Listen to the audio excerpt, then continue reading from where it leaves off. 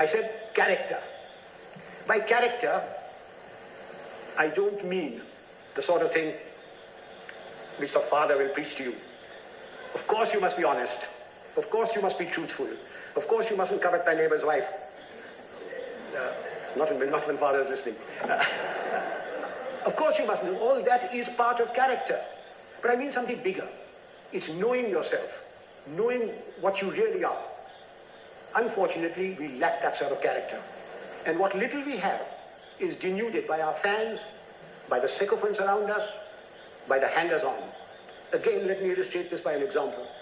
Some years ago, Hollywood produced a picture of the great violinist and composer Paganini. And they got a very handsome actor, tall, good actor, who had some knowledge of the violin to take the part of Paganini. And he was drilled to perfection. So that when this little cadenza was played and screened, the critics raved over it. Raved at the movement of his fingers and of his bow. And this man's fans, sycophants, hangers-on, went on telling him that he was greater than Menuhin, greater than Heifetz, greater than Chrysler. And the man started believing it. And it took 8 months in a psychiatric home to rid him of this delusion. Do you know, sir, after the 1971 conflict,